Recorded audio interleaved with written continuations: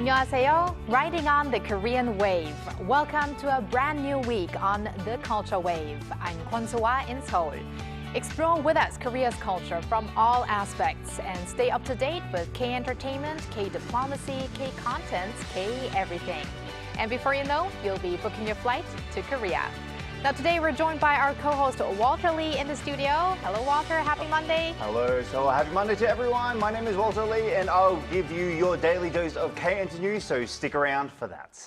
And we also have our news features reporter An Sung-jin with us. Welcome Sung-jin. Hello Sung-jin. Hello guys, good to be back. And hello to all of our viewers. My name is An Sung-jin and I'm a news features reporter here at Arirang News. Sung-jin, in the Culture Wave, we explore Korean culture happening within Korea, but also abroad. For instance, when we connect to our K correspondents. Now, this time, we had our very own news features reporter, Yoo Sung-jin, cover a story outside the country. So what do you have for us? Right, so this year celebrates the 60th anniversary of Korea-Japan normalization of relations. And as the show's name suggests, I wanted to see in what aspects culture was playing a role between the two. I spent a week in Tokyo to have a look at it myself.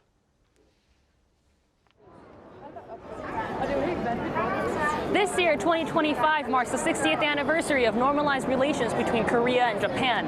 Though social and historical issues still remain, Hallyu, or Korean wave, has been a source of soft power. Though none of this is new, how far have we come? To answer that question, I've spent some time here in Tokyo to see how Korean culture is integrated into everyday lives. The beginning of the Korean culture boom in Japan started off with the 2003 drama Winter Sonata, in which Japanese adoration of the main character Bae-jun, also known as Yoon-sama, was notable. But starting from the second and third wave of Hallyu, it was mostly driven by K-pop stars sweeping the Tokyo Dome and the hearts of numerous fans. BTS, Big Bang, Boy Next Door. Boy Next Door. First, I liked them for the music, but once I saw the members, I thought they were also very good looking. With name-shedding stars like Girls' Generation and Kara in the late 2000s to BTS and Blackpink in the late 2010s, K-pop brought an influx of new lifestyles including beauty, fashion, and food to Japan. So this record shop in Tokyo is the largest of its kind. You can see it has an entire floor dedicated to K-pop, but you can also see that it's flooded with all sorts of fans for different K-pop artists. The consistent popularity of K-pop has been apparent for decades, with Japan topping the list of countries in terms of K-pop album export values. The fourth wave of Hallyu was characterized by something else. New content beyond K-pop began to evolve, and with the expansion of OTT platforms came a boom in Korean dramas, especially post-COVID-19. As these continue to garner more popularity, interestingly, Japan has absorbed it into a unique form of its own kind. Even though it was only aired on Netflix, everyone knew about the drama, and I think it could even be said to have brought a new boom of Korean dramas. There was no reason not to make this into a musical. Director Mariko was in charge of recreating the popular drama Crash Landing on You into a musical, which can only be seen in Japan. Though the main challenge for her was to create a condensed version of a long drama series, she said Korean dramas are fun to stage and is willing to do another if the chance comes along. Even though the musical is in Korean, the audience will read off the subtitles from the side and still enjoy it. And now, as Tokyo slips into the fifth Hallyu boom, the Japanese public has been attracted to a wider range of cultural elements from Korea. Here I'm at a local bookstore in Roppongi, and in the international literature section you can see a wide range of Korean books, including well-known author Han Kyung's literature, The Vegetarian. The influence of Korean culture now extends beyond K-pop and K-dramas, stretching into literature, cuisine, and other various forms of Korean content, marking a broader cultural expansion. And this year's 60th anniversary serves as an opportunity to reflect on the past and look ahead to the future of the Korea-Japan relationship, considering the changing international landscape and the ongoing challenges. So join me every Monday to explore the realms of Korean culture in Japan. We'll make sure to do that, Sung-jin. Wow, what a comprehensive coverage. So was there anything while covering all of these Hallyu issues in Japan that surprised you? So there are a lot of things that I was able to go through, and as we probably know, Korean things are already quite well integrated into the Japanese society.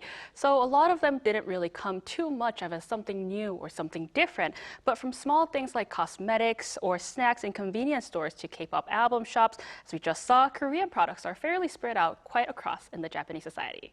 Yes, I've been to Japan many times and I've seen it as well. But obviously to many people, Korea and Japan relations are an extremely important relationship.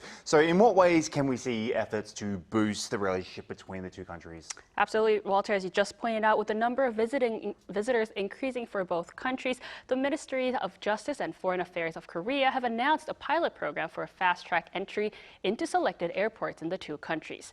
Airports offering the program in Korea are Gimpo and Gimhae International Airports, while Haneda and Fukuoka will do so in Japan. Major airlines of the two countries are participating in the fast-track program as both aim to increase passenger conveniences to facilitate tourism for both countries. That's good to know. So thank you very much, Songjin, for that coverage, and we're looking forward to your following reports. My pleasure as always, guys.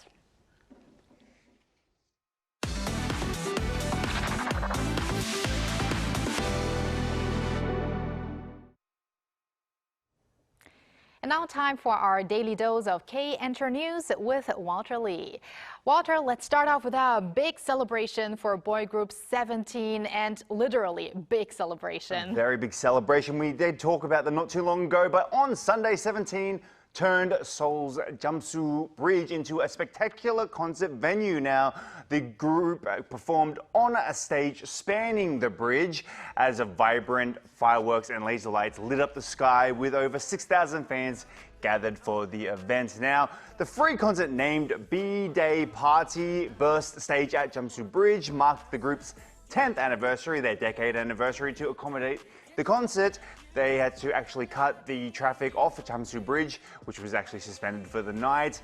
The group started the show with Thunder, a track from their 5th full-length album. Now, speaking of their 5th full-length album, on Monday 17 are set to release their 5th full-length album, Happy Burst Day, not birthday, Burst Day, kicking off their next chapter in their journey. Well, good luck to their next chapter, and we're going to move on to the next boy group, and there is another celebration we have to mention. Yes, these boys have been around a little bit longer than 17. To celebrate their 17th debut anniversary, boy group SHINee dropped the single Poet Artist, as well as their B-side track Starlight across major music platforms on Sunday at midnight. Now, the music video for Poet Artist was also released simultaneously via YouTube's SM Towns channel. Now, the track, title track Poet Artist is an electro-pop song with lyrics that urge listeners to break free from convention and co-create something new, applying poetic and artistic expression given the title. Now, the accompanying track, Starlight, is a bright, medium-tempo dance pop song that likens the feeling of first encounter to star shining in the darkness. Given the name SHINee, I guess makes a very good connection. Now, SHINee just concluded their 7th solo concert, SHINee World 7. Every stage shines around you, with a spectacular final performance at Seoul Olympic Park on Sunday. I would imagine it would be a difficult decision for fans of both 17 and SHINee where to go on Sunday. Yes. But next, we're going to move on to a girl group. So there's a great achievement for girl group Islet. Yes, indeed. Islet's debut track, Magnetic, has surpassed 600 million streams on Spotify. That's according to their agency Belift Lab on Sunday, released in March 2024. Now, the song passed 600 million streams on Friday, setting a new record as the fastest time for a K-pop group's debut song to hit this milestone. Now, Magnetic has a catchy melody that gained widespread popularity. If you are on social media, you've probably seen it in a lot of short form videos like TikTok, Instagram Reels. Now, Islet is scheduled to also release their 3rd mini album called Bomb on the 16th of June, with promotion centered around the title track Borrowed, or Billion Goyangi, or Do the Dance it's also called. So Borrowed Cat. Or Borrowed Billion Cat, yes, Goyangi, sorry. right. Yes. So it looks like the world was kind of drawn like a magnet to their song Magnetic. Yes. But thank you very much, Walter, for those updates, and stick around. Will do. And now let's move over to our AI anchor Ari for other culture-related news. Ari, take it away. Hello and welcome to your AI guide to the latest cultural updates from Korea. Here's our top story. The Korean government is stepping up efforts for the preservation and transmission of intangible heritage worldwide. The National Heritage Service has signed an agreement with UNESCO to contribute to the organization's Intangible Cultural Heritage Fund. Under the 5-year agreement, Korea will provide an annual contribution of 1 billion won, or more than $734,000, for the development of an online platform that shares the world's best practices in safeguarding intangible cultural heritage. Korea currently has 23 cultural elements inscribed on UNESCO's list of intangible cultural heritage of humanity, ranking 4th among the 184 convention member states. The 2025 Seoul International Garden Show has officially opened at Borame Park, spanning 400,000 square meters. The event showcases 111 gardens, reflecting various themes like ecology, sustainability, and coexistence. New lifestyle programs such as garden weddings and garden workations blend leisure and nature. And the newly introduced inclusive garden tour offers accessible routes for seniors and people with disabilities, also providing free electric wheelchair rentals. The expo also features pet-friendly zones and educational gardens for children. The largest edition to date will run through October 20th. Jeju City announced it will open 6 popular beaches earlier than usual this year amid forecasts of an early summer heat wave. Hyopje, Gumneung, Kwakji, Hamdo, Iho, and Wonjong beaches will open on June 24th, welcoming visitors before the usual date. Kimyeong and Samyang beaches will open as scheduled on July 1st. To ease the burden on visitors, rental fees for beach umbrellas and sun beds will remain at last year's rates, ensuring affordable and enjoyable beach experiences. Starting this year, the eastern section of Hamdo Beach has been designated as a pet-friendly area, allowing pet owners and non-pet owners to share the space harmoniously. That's all from me. Stay tuned to the Culture Wave.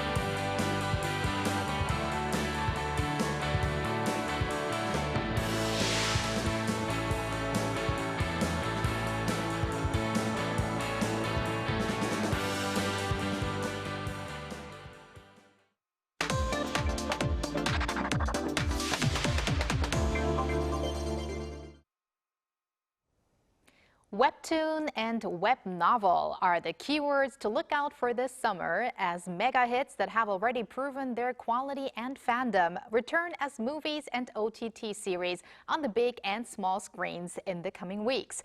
For a sneak peek into these productions, we will have a talk with culture critic Professor Ji Hae-won at Kyunghee University. Welcome back, Professor Ji. Hello, Professor. Hello, good afternoon. Good afternoon. So let's start with an action-packed thriller that's going to be released on Netflix next week, which is Mercy for None, or Kwangjang in Korean. Now, this original webtoon has been assessed as a noir masterpiece. So tell us a little bit more about it.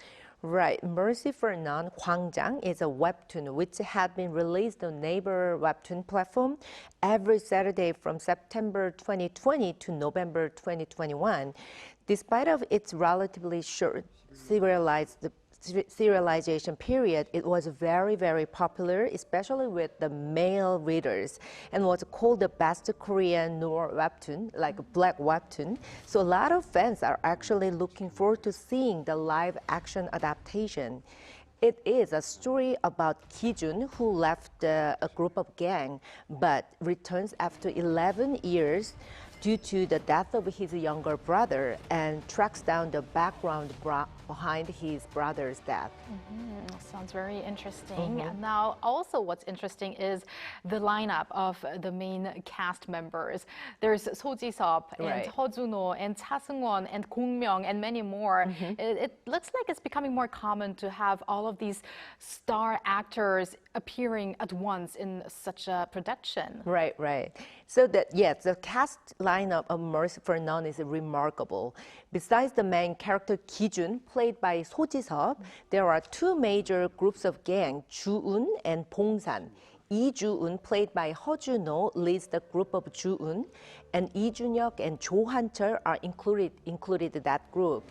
And Chu Young-woo plays Lee Ju-eun's son, Lee Keum-son, who is a prosecutor, so he's not directly involved in the group. The other group, Bong-san, is led by Gu Bong-san, played by An Gil-gang, and Gong Myung would be the successor. In addition, there are also other figures such as Mr. Kim Sun-seng, played by Cha Seung-won, who coordinate the coexistence of two gangs, two organizations, and Sang-won, played by Lee Bum-soo, who cleans up the scenes of the gang's incidents. So as the OTT original series become larger, the dramas and movies featuring big stars are increasing as well. And Mercy for None is, of course, one of them. So it will be released on Netflix on June 6th. It's like a few days away. Right, and it's also going to be a national holiday for people. Of course. Very good to tune in. And the weekend, long weekend. Exactly. That will probably give it some very good ratings Yeah. since it's on that holiday. Now, next, I've actually talked about this on K-Enter before as well. So let's talk about the movie adaptation of Omniscient Reader, or The Prophet Omniscient Reader, which is set to be released in July. Now, the trailer is already receiving a lot of attention. Can you tell us more about that, please? The movie version of Omniscient Reader is another live-action adaptation of the famous web-based contents. It was originally written as a web novel in 2018 and had recorded 200 million cumulative views. And it has also been serialized as a webtoon since 2020 and has surpassed 2 billion cumulative views worldwide with strong fandom. So the movie adaptation is the most anticipated work of this summer. So Omniscient Reader tells the story of an ordinary office worker, Kim Dok-ja, struggling to see the ending he wants in the real world, while a novel he has read for over 10 years become a reality and changes everything. So it is a fantasy action film featuring real-life character Kim Dok-ja, played by An Hyo-seop, and fictional character Yoo Jung-hyuk, played by Lee Min-ho. Right, you're right. Like, especially with fantasy, they have a very strong reputation, a lot of strong fandom. Now, these fantasy live-action productions, they come with both big expectations as well as concerns, maybe some might say. What needs to be considered for movies from this genre to succeed, do you think? The reason for the success of fantasy webtoon is mostly because of their solid universe and character-based storytelling. However, when making these fantasy webtoons or web novels into live action, there is a concern that the production cost would be excessively high to represent the fantasy world to like a real life world. So in case of Omniscient Readers, spent a massive production budget of approximately 30 billion Korean won, which translates to around 22 million US dollar. So I believe that one of the most important things when making a popular original work into a movie is the adaptation. So the key to success or value will be how to transfer the attractive elements of the original work, including the main character and the storytelling, into the movie, especially for the blockbuster movies like this with the high production cost and the risks. Right. It seems like the webtoon or web novel-based content has become an indispensable trend here in Korean content industry. But Professor Ji, is it safe to say that the stronger the original work, the higher are the chances that you succeed in an adaptation? And in that regard, what are your expectations of the two productions that we just talked about? Yeah.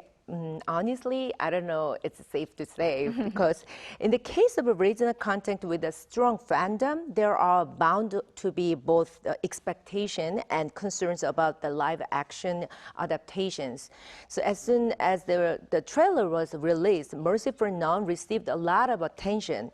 And I guess one of the reasons behind is expectation for Seo Ji-seop's long-awaited comeback and his bold acting.